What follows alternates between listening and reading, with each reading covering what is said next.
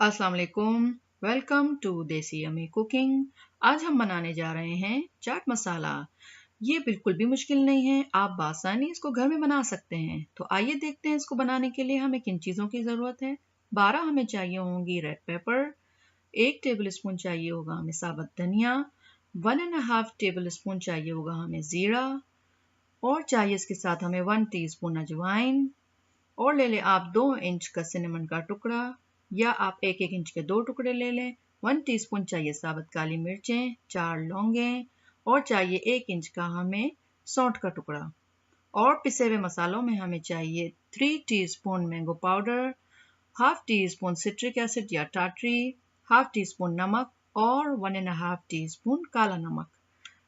अगर आपको मेरी वीडियो पसंद आए तो उसे लाइक करें, कमेंट करें और मेरे चैनल को सब्सक्राइब करें। सबसे पहले हमने साबुत मसालों को ड्राई रोस्ट करना है। तो एक फ्राइंग पैन को चूल्हे पर रखें, उसको गर्म करें और सारे साबुत मसाले उसमें डाल दें। साबुत मसालों को गर्म करने से उसमें से एसेंशियल ऑयल निकलते हैं, जो हमारे चाट मसाले को एक मुनफरिद जायका देंगे। थोड़ा सा इनको ड्राई रोस्ट करें। आप देखेंगे कि इसमें से थोड़ी देर के बाद ही धुआं सा निकलना शुरू हो रहा है। हमने इनको जलाना नहीं है। और देखें, मैंने फ्राइंग पैन को चूल्हे से हटा लिया है, चूल्हा मैंने बंद कर दिया है।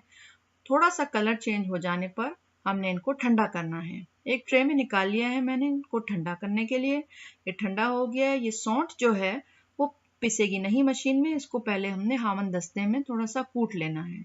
ये कूट के फिर हम बाकी साबुत मसालों के साथ इसको पीस लेंगे। मशीन के अंदर सारे मसालों को ऐड कर दें। ये साबुत मसाले पहले हम थोड़ी देर पीसेंगे।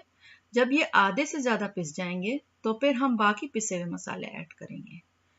मसाले सारे मशीन में डाल दिए। अब मशीन को चला दिया है।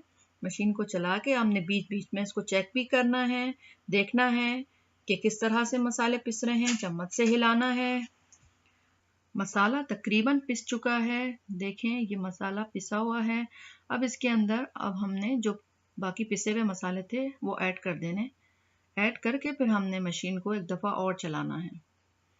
ये मैंगो पाउडर भी चला गया। अब हमने फिर मशीन को चलाना है। मशीन को चलाने के बाद हम देखेंगे कि सारे मसाले यकजान हो गए हैं। अब ये देखिए, मैं बोल में निकाल के आपको दिखाती हूँ कि इसकी कंसिस्टेंसी क्या है। ये देखिए, सारे मसाले बेहतरीन तरीके पर पिस गए हैं। बहुत ही अच्छा कलर और बहुत ही प्यारी खुशबू है। आपको पता चल जाएगा कि ये ताज़े मसाले की खुशबू क्या होती है और पैकेट का मसाला किस कदर पुराना होता है। तो आप ज़रूर इसको घर में बनाएं और इसको एंजॉय करें। रमज़ान शरीफ आने वाले हैं, इसको घर में बनाएं और मुझे अपना फीडबैक ज़रूर दें और मेरे चैनल को सब्सक्राइब करें। Thanks for watching this yummy cooking.